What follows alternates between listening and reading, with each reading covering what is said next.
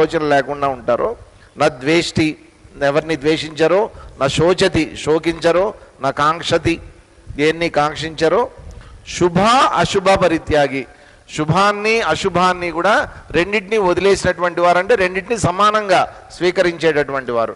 భక్తిమాన్ yes సమే ప్రియ, అటువంటి భక్తుడు నాకు చాలా ప్రియమైనటువంటి వాడు.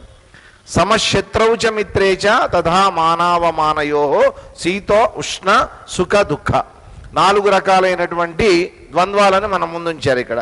శత్రువులు, మిత్రులు, మానవమానాలు, శీతోష్ణాలు, సుఖ దుఃఖాలు, వీటినన్నింటినీ కూడా సమంగా చూసేటటువంటి వాడు. వీటిల్లో దేంతోనూ కూడా సంఘం లేకుండా సంఘాన్ని సంఘ వర్జితం చేసినటువంటి వాడు, విడిచిపెట్టినటువంటి వాడు.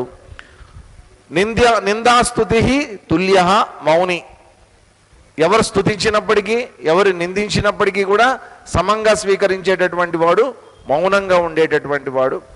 ఏనకేనచిత్ సంతుష్ట, దొరికినటువంటి దాంతో లేదా ఉన్నటువంటి దాంతో చాలా కొద్ది దాంతో సంతుష్ట సంతృప్తిగా ఉండేటటువంటి వాడు.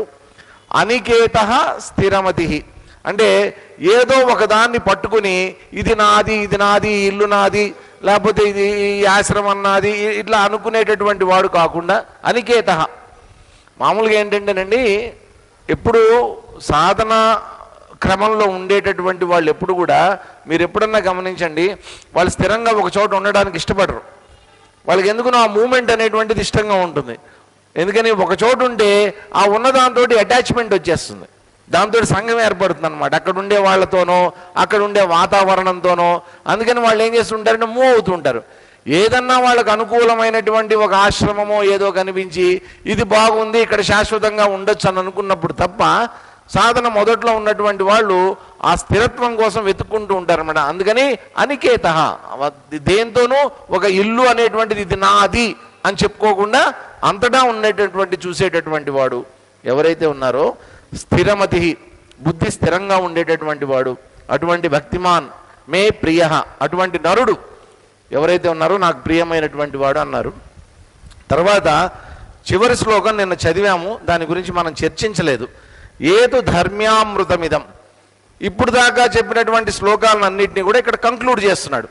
మొత్తం ఈ శ్లోకాలన్నీ కూడా ఇక్కడ మనం శ్రీకృష్ణ పరమాత్మ నేను చెప్పినటువంటిదంతా కూడా ఇదం, ఇప్పుడు దాకా ఈ 19 శ్లోకాల్లో, లేకపోతే నువ్వు అడిగినటువంటి ప్రశ్నతో సహా 18 శ్లోకాల్లో నేను చెప్పినటువంటిదంతా ఏదైతే ఉందో ధర్మ్యం అమృతం. దీనికి 2 లక్షణాలు ఉన్నాయి. ఒకటి ధర్మ్యం, అంటే ధర్మ సంబంధమైనటువంటిది.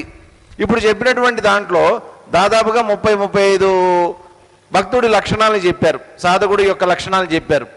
దీంట్లో ఎక్కడన్నా అధర్మం ఉందా? ఎక్కడన్నా అధర్మం ఉందా?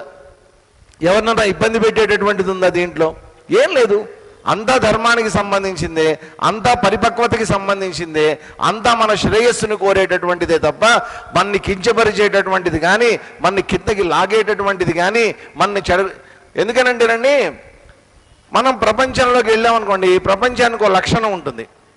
మనం ఎదుగుదామని ప్రయత్నం చేస్తూ ఉంటే పక్క వాళ్ళు ఓర్చుకోలేరు. అది ఏ రకంగా సరే, మనం లౌకికంగా మనం ఎదుగుతున్నాం. ఎవరో స్వామీజీ ఒకసారి ఒక జోక్ చెప్పారన్నమాట. ఏంటంటే, ఒక పెద్ద అమెరికాలో ఒక రీసెర్చ్ జరుగుతోందట. ఆ రీసెర్చ్ దేని మీద అంటే పీతల మీద, సముద్రం ఒడ్డున పీతలు ఉంటాయి చూసారా, ఆ పీతల మీద రీసెర్చ్ జరుగుతోంది. అన్ని దేశాల నుంచి రకరకాల పీతలను తీసుకుని వచ్చారు. ఓ పెద్ద పెద్ద గాజు జాడీల్లో పెట్టారట. వాటిని పెట్టి పైన ఏం చేశారంటే ఒక క్లాత్ అన్నిటికీ కట్టేసేసి దానికి కన్నాలు పెట్టారు. అంటే గాలి ఆడగలరు కదా మళ్ళా, అందుకని చిన్న చిన్న కన్నాలు పెట్టారు. అన్ని క్లాత్ కట్టేశారు, ప్రతి గాజు జాడీకి పైన క్లాత్ కట్టేశారు. అన్నిటికీ దాదాపు ఒక 30-40 ఉన్నాయి జాడీలు. అట్లాగా అన్నీ కట్టారు, కానీ ఒక జాడీకి మాత్రం కట్టలేదట. కట్టకపోయేసరికి, ఎందుకంటే బయటికి వెళ్ళిపోతాయనే అన్ని కట్టేశారనమాట. ఒకదానికి కట్టకపోయేసరికి ఆయన అసిస్టెంట్ వచ్చాడట, ఆ సైంటిస్ట్ గారు అసిస్టెంట్ వచ్చి అడిగాడు, సార్ అన్నిటికీ మీరు కట్టారు, ఈ ఒక్కదానికి ఎందుకు కట్టలేదు క్లాత్ అని అడిగాడట. అడిగితే, అరే ఇవి స్పెషల్గా ఇండియా నుంచి వచ్చాయరా అన్నాడట, భారతదేశం నుంచి వచ్చాయి ఈ పీతలు అన్నాడు. ఏమిటి సార్ వాటి లక్షణం, అంత స్పెషల్ ఏంటి అని అన్నాడు. అంటే ఏం లేదు, ఒక పీత పైకి ఎక్కుదామని ప్రయత్నం చేస్తూ ఉంటుంది, ఇంకో పీత పైన కిందకు లాగుతూ ఉంటుందండి. ఏది పైకి ఎక్కదు, ఒకటి పైకి ఎక్కుతూ ఉంటే ఇంకోటి కిందకు లాగుతూ ఉంటుంది, ఇంకోటి పైకి ఎక్కుతూ ఉంటే ఇంకోటి కిందకు లాగుతూ ఉంటుంది. అంతే, ఈ ప్రపంచంలో ఎవ్వరూ మనని పైకి ఎదగనివ్వరు.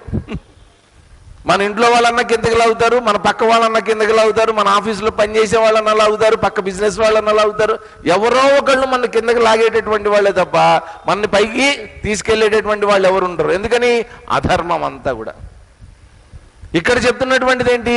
ప్రోత్సహించేటటువంటిది. నీ సాధనా క్రమంలో నువ్వు చేసేటటువంటి సాధనని ప్రోత్సహించి నిన్ను పైకి తీసుకుని వెళ్ళేటటువంటిది. కాబట్టి దీనికి పెట్టినటువంటి పేరేంటి? ధర్మ్యం. కాబట్టి ఒక భక్తుడు అనేటువంటి వాడు ఏ విధంగా ఉండాలి, ఏ విధంగా ఉండకూడదు, రెండింటినీ చెప్పారు. కాబట్టి ఏం చేస్తే భక్తుడు, ఏం చేయకుండా ఉంటే భక్తుడు, రెండు చెప్పాలి కదండి కదా. మనమంతే మన పిల్లలకి ఏం చెయ్యాలో చెప్తాము, ఏం చెయ్యకూడదో కూడా చెప్తాం. కాబట్టి భగవానుడు కూడా ఒక భక్తుడు ఎలా ఉండాలి, ఏం చేయాలి, ఎలా ఉండకూడదు, ఏం చేయకూడదు, మొత్తం అన్నీ కూడా ఎక్స్ప్లెయిన్ చేసి చెప్పాడు. ఈ లక్షణాలన్నీ కూడా భక్తుడి యొక్క లక్షణాలు. ఇవన్నీ, ఈ లక్షణాలన్నిటి యొక్క లక్ష్యం ఏమిటి చెప్పండి? ఇవి లక్షణాలే. ఈ లక్షణాలు ఉన్నందువల్ల భక్తుడు అని అనిపించుకుంటాడు కదా. ఇటువంటి భక్తుడు నాకు చాలా ప్రియమైనటువంటి వాడు అని చెప్పి శ్రీకృష్ణ పరమాత్మ స్వయంగా చెప్పాడు. అయితే ఏంటి, ఏం లాభం, నాకేం లాభం కలుగుతుంది? ఏదు ధర్మ్యం అమృతం. కాబట్టి అమృత తుల్యమైనటువంటి పదానికి చేరుకుంటావు కాబట్టి, అంటే మోక్ష సమానమైనటువంటి స్థితికి నువ్వు చేరుకుంటావు కాబట్టి అది దీనివల్ల నీకు కలిగేటటువంటి లాభం. అందుకని ఏదు ధర్మ్యామృతమిదం. ఇప్పుడు దాకా చెప్పినటువంటి 19 శ్లోకాలు కూడా ధర్మ సంబంధమైనటువంటివి, అమృత సంబంధమైనటువంటి. యథా ఉక్తం పర్యుపాసతే యథోక్తం పర్యుపాసతే. ఎవరైతే ఇప్పటిదాకా నేను చెప్పిన లక్షణాలు కలిగి ఉండి పర్యుపాసతే, ఎవరైతే ఉపాసన చేస్తారో, ఎవరిని ఉపాసన చేయాలి? శ్రద్ధదాన మత్ పరమాహ. శ్రద్ధ అనేటువంటిది కలిగి ఉండి నన్ను పరమమైనటువంటి వాడిగా, నన్ను సర్వోత్కృష్టమైనటువంటి ఎంటిటీగా, నన్ను సర్వోత్కృష్టమైనటువంటి స్థితిగా, నన్నే లక్ష్యంగా పెట్టుకుని ఎవరైతే శ్రద్ధతోటి ఉపాసన అనేటువంటిది చేస్తారో అటువంటి వాళ్ళు భక్తాస్తేతీవ అతీవ మే ప్రియ. అటువంటి భక్తుడు మాకు చాలా అతీవ, చాలా ఇష్టమైనటువంటి వాడు. కాబట్టి భక్తుడు అనేటువంటి వాడు ఏం చేయాలి? భగవంతుడికి ఇష్టంగా ఉండాలి. మనం ఏం చేస్తాం? భగవంతుడు నాకు ఇష్టమైన అని చెప్తాము. ఇప్పుడు చాలామంది ఏం చేస్తారంటేనండి, భగవంతుడికి ఇష్టమైనటువంటి నైవేద్యాలు, భగవంతుడికి ఇష్టమైనటువంటి పూజా ద్రవ్యాలు, భగవంతుడికి ఇష్టమైనటువంటి హారాలు, మాలలు, ఇవన్నీ కూడా అన్ని భగవంతుడికి ఇష్టమైనటువంటివి సమర్పిద్దామని ప్రయత్నం చేస్తారు. దీంట్లో ఏంటి? భగవంతుడికి ఇష్టము అనేటువంటిది మనం పౌరాణికంగానో, పెద్దలు చెప్పగానో, శాస్త్రకారులు చెప్పగానో, లేకపోతే వేదం తెలిసినటువంటి వాళ్ళ వల్లనో, పండితుల ద్వారానో మనం తెలుసుకుని ఉంటాం. ఇవన్నీ ఈ భగవంతుడికి, ఈ దేవుడికి ఇష్టం అండి, ఈ దేవుడికి ఇష్టం అండి. ఆంజనేయ స్వామికి వడమాల వేయాలండి. శివుడికి వడమాల వేస్తావా? వేరు. ఆయనకేం మాల వేయాలి? బిల్వ పత్రాలతో చేసినటువంటి మాల వేయాలి. కృష్ణుడికి తులసి పత్రాలతో చేసినటువంటి మాల వేయాలి. పొరపాటున ఒకదాన్ని ఒకటి పడింది అనుకోండి, 3 మాలలు చేశాము, పొరపాటును తీసుకుని వెళ్ళి బిల్వపత్రాల మాల తీసుకుని వెళ్ళి కృష్ణుడి మెడలో తులసి మాల తీసుకుని వెళ్ళి శివుడి మెడలో వేసామనుకోండి, అమ్మా కోపం వస్తుందండి అంటాం. వాళ్ళకి ఏం కోపం రాదు, మనకి ప్రాబ్లం అంతా. ఏమో శివుడికి తీసుకెళ్ళి వడమాల వేశారనుకోండి, ఊరికి నేను అనుకుందాం, శివుడికి తీసుకుని వెళ్ళి వడమాల వేశారనుకోండి, ఏమన్నా అనుకుంటాడు ఆయన? అదేమన్నా తప్పు పనే? ఏం లేదు కదా, తప్పేం లేదు. వడలు తినేటటువంటివి. ఆంజనేయ స్వామికి మనం వేసిన వడమాల తర్వాత నైవేద్యంగా తినేటటువంటిదే, శివుడికి వేసేటటువంటిదైనా తర్వాత నైవేద్యంగా తినేటటువంటిదే. దేవతా సమర్పణ చేస్తున్నాం అనేటువంటి భావనే తప్ప అయ్యో తప్పు చేశామనేటువంటి భావన ఏముంది దాంట్లో? కాకపోతే ఏంటి, సిస్టమ్ అనేటువంటిది ఒకటి ఉంది కాబట్టి, పౌరాణికమైనటువంటి విలువలు కొన్ని ఉన్నాయి కాబట్టి, ఆ విలువల ఆధారంగా భక్తి అనేటువంటిది మనం ప్రదర్శిస్తూ పోతూ ఉంటాం కదా. కాబట్టి మనం ప్రదర్శించేటటువంటి భక్తి నిజమైనటువంటి భక్తేనా? ఇప్పుడు చెప్పుకున్నటువంటి ఈ మాలలు వేయటం, లేకపోతే నైవేద్యాలు పెట్టడం, ఈ పూజలు పునస్కారాలు చేయటం, ఇదంతా నిజమైనటువంటి భక్తేనా? నేను భక్తున్నాను అనుకుంటున్నాను కదా, మరి మరి ఇదే కనుక భక్తి అయితే మనం ఏదనుకుంటే అదే భక్తి అయిపోతుంది. మనం ఏదనుకుంటే అదే. కంప్యూటర్ వినాయకుడు, క్రికెట్ వినాయకుడు, బిస్కెట్లు వినాయకుడు, చాక్లెట్లు వినాయకుడు, నీ ఇష్టం. ఏం దొరికితే దాంతో వినాయకుడిని చేసి పెడతావు. ఆయన ఏమైనా వద్దన్నాడా? ఏమైనా వద్దన్నాడా? పెట్టుకో, నీ ఇష్టం, నీకు నచ్చినట్టు పెట్టుకో వినాయకుడిని. వినాయకుడిని అట్లా తయారు చేసాం ఆఖరికి. రక్తగంధానులిప్తాంగం రక్తపుష్పై పూజితం భక్తానుకంపినం దేవం జగత్కారణం అచ్యుతం ఆవిర్భూతం చ సృష్ట్యాదో ప్రకృతే పురుషాత్పరం. అవన్నీ మర్చిపోయాం. అసలు వినాయకుడు ఏంటి, వినాయకుడి యొక్క రూపం ఏంటి, ఆయన వర్ణం ఏంటి, ఆయన చేతిలో ఏమేమి ఆయుధాలు ఉన్నాయి, ఇటువంటివన్నీ మర్చిపోయాం. మర్చిపోయి నాకు నచ్చిన వినాయకుడిని పెట్టేసుకుంటాం అక్కడ. ఆయనకి లేనటువంటి కొత్త కొత్త తలకాయలు, కొత్త కొత్త అవతారాలు, ఇవన్నీ ఎందుకని? నాకు నచ్చినట్టండి. కాబట్టి ఏం చేశాను? అనుకూలంగా నాకు కావలసిన విధంగా నేను భక్తిని అంతా కూడా నేను మార్చేసుకుని ఇది భక్తి అని పేరు పెట్టేశాను నేను. కాబట్టి నేను చేస్తున్నటువంటిది నిజమైనటువంటి భక్తి అయినా ఇదంతా అని క్వశ్చన్ మనకు వచ్చినప్పుడు, ఇదిగో బాబు, నువ్వు చేసేటటువంటి భక్తో కాదో నాకు తెలియదు, కానీ భక్తుడికి ఉండాల్సినటువంటి లక్షణాలు మాత్రం ఉంచుకుని నువ్వు చేయి. ఎప్పుడైతేనండి ఇక్కడ చెప్పినటువంటి లక్షణాలు 35 లక్షణాలు ఏవైతే ఉన్నాయో వాటిని కనుక మనం అలవాటు చేసుకోగలిగితే అప్పుడు భగవంతుడు ప్రతి చోట ఏమంటున్నాడు? సచమే ప్రియ, అటువంటి భక్తుడు నాకు ప్రియమైనటువంటి వాడు. కాబట్టి భగవంతుడు స్వయంగా మనకి సర్టిఫికెట్ ఇస్తాడు అనమాట. నువ్వు నా భక్తుడివిరా అని చెప్పి ఆయన మనకి ఇస్తాడు సర్టిఫికెట్. కాబట్టి ఆ సర్టిఫికేట్ తోటి మనం ఎప్పుడైతే భగవంతుడిని ఆరాధించామో ఆయన ఎంతో ప్రీతిపూర్వకంగా, ఇష్టపూర్వకంగా మనం ఇచ్చేటటువంటి కైంకర్యాలు, మనం చేసేటటువంటి భక్తిని అంతా ఆయన చక్కగా స్వీకరిస్తాడు. కాబట్టి ఈ భక్త లక్షణాలు అనేటువంటివి ఇప్పుడు దాకా చెప్పి యథోక్తం పర్యుపాసతే, నేను చెప్పినటువంటి విధంగా పర్యుపాసన చేస్తారు. ఎవరిని చేయమంటాడు? నన్ను చేయి, నన్ను ఉత్కృష్టంగా, నన్ను ఉత్తమమైనటువంటి స్థితిగా గుర్తించి నాకు చేయి, అవన్నీ ఆత్మకి చేయి ఇవన్నీ అని చెప్పి ఇక్కడతోటి ఈ అధ్యాయాన్ని పూర్తి చేశారు. పూర్తి చేసి ఓం దత్సతు ఇది శ్రీమద్ భగవద్గీతాసు, ఇదంతా 12వ అధ్యాయము భక్తి యోగము ఇక్కడతోటి పూర్తయిపోయింది. ఇప్పుడు మనం ఇంతకుముందు చెప్పుకున్నాం, మొదటి 6 అధ్యాయాలు కర్మషట్కం, తర్వాత 6 అధ్యాయాలు భక్తి షట్కం. సో ఇక్కడ దాకా జరిగినటువంటిది ఏంటి? 2 షట్కాలు పూర్తయిపోయినాయి. ఈ రోజుతోటి ఇప్పటితోటి 2 షట్కాలు అంటే 12 అధ్యాయాలు పూర్తయిపోయినాయి. అంటే కర్మ భక్తి పూర్తయిపోయింది. ఇక మిగిలినటువంటిదంతా ఏంటి? జ్ఞానం. ఇంకా ఇవాళ నుంచి 13వ అధ్యాయం నుంచి జ్ఞానంలోకి మనం ప్రవేశిస్తాం.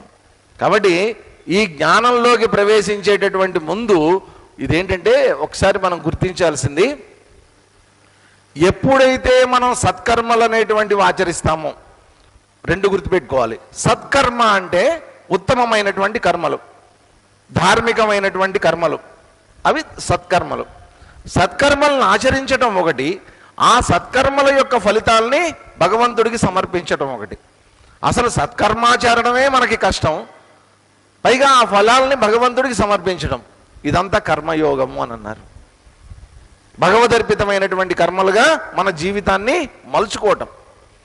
ఇలా మలుచుకున్నటువంటి వాడికి నేను భగవంతుడికి సమర్పిస్తున్నాను, నిరంతరం నా కర్మఫలాల్ని నేను భగవంతుడికి సమర్పిస్తున్నాను, ఇంతకీ భగవంతుడు అంటే ఎవరు అనేటువంటి ప్రశ్న వస్తుంది. ఆ ప్రశ్న వచ్చినప్పుడు తర్వాత 6 అధ్యాయాలు, ఇది కూడా ఎవరు చెప్పుకున్నారు? పాపం శ్రీకృష్ణ పరమాత్మే స్వయంగా చెప్పుకున్నాడు. విభూతి యోగంలో చెప్పుకున్నాడు, విశ్వరూప సందర్శన యోగంలో స్వయంగా చూపించాడు, అన్నీ చేశాడు. భక్తుడికి ఉండాల్సినటువంటి లక్షణాలన్నీ ఇక్కడ చెప్పుకున్నాడు. ఇదంతా ఏంటి? ఒక భక్తి, భక్తుడు, భగవంతుడు. ఒక భక్తుడు భగవంతుడి పట్ల ప్రదర్శించేటటువంటి భక్తి 3 ఆస్పెక్ట్స్ ఉన్నాయి. కాబట్టి భగవంతుడైనటువంటి వాడు ఎలా ఉండాలి? విశ్వరూప సందర్శనంలో చూపించినటువంటి సర్వగుణ సంపన్నుడై ఉండాలి. భక్తి అంటే ఎలా ఉండాలి? ఇదిగో ఇప్పుడు చెప్పినటువంటి లక్షణాలన్నీ కలిగి ఉండాలి.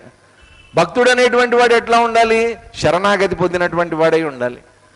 కాబట్టి ఈ లక్షణాలన్నీ భగవంతుడు, భక్తుడు, వీరిద్దరి మధ్యలో ఉండేటటువంటి భక్తి, ఈ ఆస్పెక్ట్స్ అన్నీ కూడా ఇప్పటిదాకా మనం చదివినటువంటి ఈ 6 అధ్యాయాల్లో చక్కగా కవర్ చేశారు.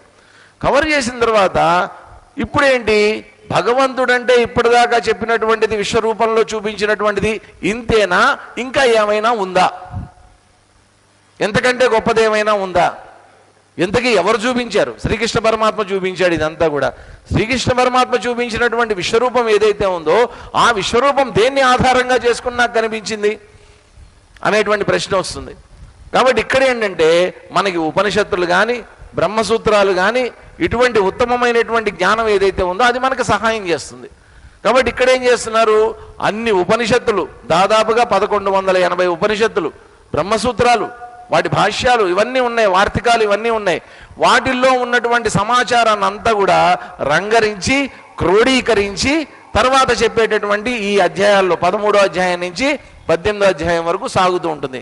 ఇక్కడంతా ఏంటంటే కరెక్ట్గా చెప్పాలంటే పర్ఫెక్ట్ సబ్జెక్ట్ అన్నమాట ఇదంతా. ఇక్కడి నుంచి అంతా కూడా ఇప్పటిదాకా ఏంటంటే మనం చెప్పుకోవడానికి అక్కడక్కడ ఏవో చెప్పుకోవడానికి అవి ఇవి ఉన్నాయి, ఇక్కడి నుంచి ఏమి ఉండవు. ఇక్కడి నుంచి పూర్తిగా ఆత్మతత్వం గురించి, ఆత్మ లక్షణాల గురించి, ఆత్మకి నాకు జీవుడికి ఉండేటటువంటి సంబంధం గురించి, దాని గురించే చెప్పుకుంటూ పోతూ ఉంటాడు అనమాట. దీంట్లో కొన్నిసార్లు ప్రశ్నలు ఉంటాయి, కొన్నిసార్లు ప్రశ్నలు ఉండవు. స్వయంగా శ్రీకృష్ణ పరమాత్మ చెప్పుకుంటూ పోతూ ఉంటాడు. ఇప్పుడు ఈ 13వ అధ్యాయంలో ఒక శ్లోకం, మొదటి శ్లోకం చదువుదాం. అయితే ఏంటంటే ఈ మొదటి శ్లోకం ఇప్పుడు మనం చదివేటటువంటిది వాస్తవంగా కొంతమంది మహాభారతంలో ఉంది అంటారు, మహాభారతంలో లేదు అని అంటారు కొంతమంది. కాబట్టి ఉందా లేదా అనేటువంటి మీమాంస అది ఎప్పటికీ అలాగే ఉంది.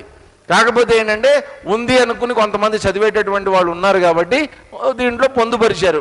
మీ టెక్స్ట్లో ఉందో లేదో నాకు తెలియదు, కొన్నిట్లో ఉంటుంది కొన్నిట్లో ఉండదు ఈ శ్లోకం. అర్జున ఉవాచ ఉందా, ప్రకృతిం పురుషం చైవ క్షేత్రం క్షేత్రజ్ఞమేవ చ ఏతద్వేదితుమిచ్ఛామి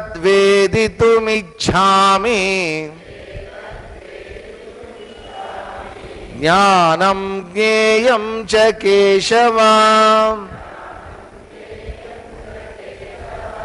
అర్జున ఉవాచ, మొదటి నుంచి వద్దాం, ఓ పని చేద్దాం.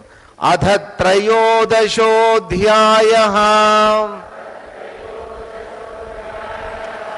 క్షేత్ర క్షేత్రజ్ఞ విభాగయోగః.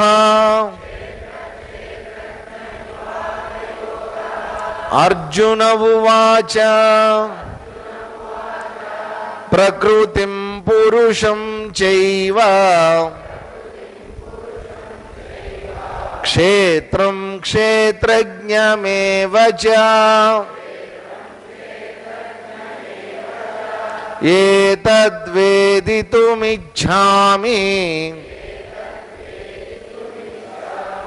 జ్ఞానం జ్ఞేయం చ కేశవ. ఇది అథ త్రయోదశోధ్యాయ 13వ అధ్యాయము. దీని పేరేంటి? అధ్యాయం పేరు క్షేత్ర క్షేత్రజ్ఞ విభాగము. క్షేత్రం అంటే ఏంటి, క్షేత్రజ్ఞుడు అంటే ఎవరు, ఈ విభాగం తెలియజేసేటటువంటి క్షేత్రజ్ఞ తెలుసుకునేటటువంటి వాడు. క్షేత్రం అంటే ఏంటి, దీన్ని విభజించి చెప్పేటటువంటిది ఈ యోగం అన్నమాట ఈ అధ్యాయం. ఇది అర్జునుడి యొక్క ప్రశ్నతోటి ప్రారంభమైంది. ఏమన్నాడు ఈయన, వేదితుమిచ్ఛామి, నేను తెలుసుకోవాలి అని అనుకుంటున్నాను. వేటి గురించి తెలుసుకోవాలనుకుంటున్నాను? ఓ పెద్ద లిస్టు పెట్టాడు ఆయన ముందు, శ్రీకృష్ణుడి ముందు. ఏమేంటి ఆ లిస్టులో ఏమేమి ఉన్నాయి? ప్రకృతి పురుషుడు, ప్రకృతి పురుషుడు, ఇదొక పెయిర్, ఒక జంట. క్షేత్రం క్షేత్రజ్ఞ, క్షేత్రం అంటే ఏంటి, క్షేత్రజ్ఞుడు అంటే ఎవరు. జ్ఞానం జ్ఞేయం మూడోది. కాబట్టి ఒకసారి చెప్పండి, ప్రకృతి పురుషుడు, క్షేత్రం క్షేత్రజ్ఞుడు, జ్ఞానం జ్ఞేయం. సో వీటి గురించి ఏతత్ వేదితుమిచ్ఛామి, నేను తెలుసుకోవాలి అని అనుకుంటున్నాను. ఎక్కడో విన్నాడు ఈ పదాల గురించి, అర్జునుడు ఎప్పుడో వినుంటాడు, ఎక్కడో చదువుంటాడు, వాళ్ళ గురువుల దగ్గర ఎక్కడో తెలుసుకుని ఉంటాడు.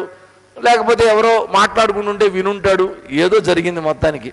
ఇవన్నీ కూడా ఇంతకుముందు ఎక్కడా కూడా ఈ క్షేత్రం అనే పదం కానీ, ఇవన్నీ ప్రకృతి పురుషుడు అనేటువంటి దానికి సంబంధించినటువంటి ప్రస్తావన కానీ, లేకపోతే జ్ఞానం జ్ఞేయం అనేటువంటి ప్రస్తావన కానీ ఇంతకుముందు 12 అధ్యాయాల్లో ఎక్కడ రాలా మనకి. ఇక్కడ కొత్తగా ఫ్రెష్గా వచ్చాయి ఈ పదాలన్నీ కూడా. ఇవి అర్జునుడు అడిగేశాడు. అంటే ఏంటి, ఇక్కడ వ్యాసులు వారి యొక్క విజ్ఞత ఇదంతా కూడా. ఏమిటి ఆయన విజ్ఞత అంటే, కేవలం మహాభారతంలో అర్జునుడి చేత యుద్ధం చేయించడానికి ప్రోత్సహించేటటువంటి సబ్జెక్టుగా భగవద్గీతను ఆయన వదిలేదలుచుకోవాలా, అంతవరకే దాన్ని విడిచిపెట్టదలుచుకోవాలా. మనం చూసాం ఇంతకుముందు అనేక సందర్భాల్లో నువ్వు లేచి యుద్ధం చేయి, నువ్వు లేచి యుద్ధం చేయి, అనేక సందర్భాల్లో ఈ 12 అధ్యాయాల్లో అనేక సందర్భాల్లో అనడం జరిగింది శ్రీకృష్ణ పరమాత్మ. అయితే కేవలం అంతవరకే వదిలేదలుచుకోలేదు వ్యాసుల వారు. ఆయన ఏమనుకున్నారంటే, దీని ద్వారా అందించవలసినటువంటి ఉత్కృష్టమైనటువంటి జ్ఞానం, యాక్చువల్గా ఏంటంటే మన భాషలో మనం చెప్పుకోవాలంటే వ్యక్తిత్వ వికాసము అంటాం. వ్యక్తిత్వ వికాసము, వ్యక్తిత్వ వికాసము అంటే ఏంటి, పర్సనాలిటీ డెవలప్మెంట్. ఈ రోజుల్లో అదొక పెద్ద సబ్జెక్ట్ ఇది, పర్సనాలిటీ డెవలప్మెంట్. పర్సనాలిటీ డెవలప్మెంట్ అంటే ఏంటి, మామూలుగా పర్సనాలిటీ అంటే చాలామందికి శారీరకమైనటువంటి పర్సనాలిటీ, బాగా దృఢంగా కండలు పెంచి ఛాతీ పెంచి ఇలాగ చేస్తే అది పర్సనాలిటీ. అది పైకి కనిపించేటటువంటి స్థూలమైనటువంటి జడమైనటువంటి పర్సనాలిటీ. అది కాకుండా ద ఇన్నర్ పర్సనాలిటీ, అంతర్వ్యక్తిత్వం, బాహ్యమైనటువంటి శరీరము, లోపల ఉండేటటువంటిది వ్యక్తిత్వము. ఈ వ్యక్తిత్వం దేంతో తయారవుతోంది, నా యొక్క వ్యక్తిత్వం. అవతల వాళ్ళని మనం ఎలా అంచనా వేస్తాం, అవతలవాడు మంచివాడు, అవతలవాడు చెడ్డవాడు, ఈ అంచనాలన్నీ దేంతో వేస్తాం, అతను చేసేటటువంటి కర్మల ద్వారా, అతనికి ఉండేటటువంటి జ్ఞానం ద్వారా, అతను చేసేటటువంటి వివిధ రకాలైనటువంటి పనుల ద్వారా, అతని ఆలోచన ధోరణి ద్వారా, అతను మనతో మాట్లాడేటటువంటి విధానం ద్వారా అనేక రకాలుగా అవతల వ్యక్తుల్ని మనం అంచనా వేస్తాం. అంచనా వేసినప్పుడు ఏమవుతుంది, కొన్నిసార్లు ఒక గంట మాట్లాడంగానే అర్థమైపోతుంది మనకి, ఏంటి అవతల వాడి హృదయంలో ఏముంది. ఒక గంట మాట్లాడితే చాలండి, చెప్పచ్చు, కొంతవరకు చెప్పచ్చు. లేదండి ఈయన పర్సనాలిటీ కొంచెం ఎవాల్వ్డ్ పర్సనాలిటీ, అంటే కొంచెం వ్యక్తిత్వ వికాసం ఉన్నటువంటి వాడు. ఎందుకని, అతను మాట్లాడుతున్నటువంటి సబ్జెక్ట్ కానివ్వండి, మాట్లాడుతున్నటువంటి తీరు కానివ్వండి, మాట్లాడే విధానం కానివ్వండి, ఇవన్నీ కూడా కొంచెం ఉన్నతంగా ఉన్నాయి. ఉన్నప్పుడు మనం ఏమంటాం, మంచి జ్ఞానవంతుడండి, మంచి వ్యక్తిత్వం అండి అయింది అని అంటాం. కొంతమంది మొదలు పెట్టడమే మనకి విసుగొస్తుంది వాళ్ళతో మాట్లాడాలంటే. మనం ఒకటి చెప్తూ ఉంటే వాళ్ళు ఇంకొకటి మాట్లాడుతూ ఉంటారు, మనం ఒకటి అనుకుంటే వాళ్ళు ఇంకొక ధోరణిలో ఉంటారు వాళ్ళు. కాబట్టి అటువంటి వాళ్ళతో 10 నిమిషాలు మాట్లాడిన తర్వాత ఎందుకు కలబెట్టానరా బాబు వీళ్ళతోటి అని అనిపిస్తుంది మనకి. మీరు ఎక్కడికన్నా మాట్లాడండి, కిందకే లాక్కొస్తుంటారు వాళ్ళు. వాళ్ళకి తెలిసింది ఏదైతే ఉందో అంత మాత్రం మనకి చెప్పడానికి ప్రయత్నం చేస్తూ ఉంటారు, అంతకంటే ఉన్నతంగా పోలేరు వాళ్ళు. అటువంటి వాళ్ళు మనం అంచనా వేసేస్తాం, అరే వీడు ఇంతేరా వీడు. కాబట్టి ఈ అంచనాలన్నీ కూడా దేని మీద ఆధారపడి ఉంటాయంటే వ్యక్తి యొక్క జ్ఞానం మీద ఆధారపడి ఉంటాయి. కాబట్టి ఎంత జ్ఞానవంతుడైతే అంత తొందరగా అతనిలో పరివర్తన లేదా పరిపక్వత, రెండు గుర్తుపెట్టుకోవాలండి. పరివర్తన, పరిపక్వత.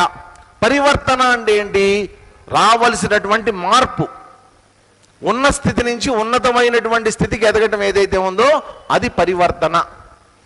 ఆ ఉన్నతమైనటువంటి స్థితిలో నిరంతరం నిలబడి ఉండి దాన్ని సద్వినియోగం చేసుకోవటం ఏదైతే ఉందో పరిపక్వత. పరివర్తన, పరిపక్వత, ఈ రెండు మర్చిపోకూడదు ఎప్పుడు మనం. కాబట్టి వ్యక్తిలో రెండూ నిరంతరం జరగాలండి. నా లోపల పరివర్తన, మార్పు అనేటువంటిది రావాలి.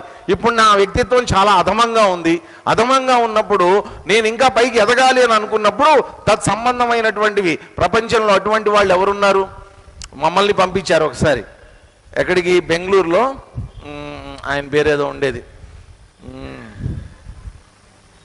మర్చిపోయాను ఆయన పేరు.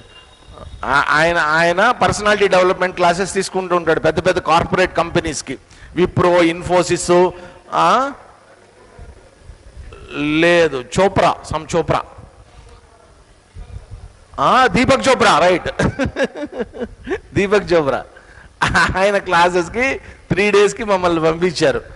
ఆ పెద్ద ఇంటర్నేషనల్ హోటల్ అది. అంటే ఎందుకంటే మాకు ట్రైనింగ్ కోసం అనమాట. అంటే మేము ట్రైనింగ్ తీసుకుంటే మా దగ్గర వేరే ట్రైనింగ్ ఉంటుంది, వాళ్ళు ఏమి ఇస్తారో చూడటానికని పంపించారు మమ్మల్ని. 4గురిని సెలెక్ట్ చేసి వెళ్ళాం. ఒక్కొక్కరికి ఎంతో తెలుసా అండి, 3 రోజులకి ఆ హోటలు ఫుడ్ అంతా కలిపి ఆ రోజుల్లోనే దాదాపుగా 60,000 ఎంత ఛార్జ్ చేశారు.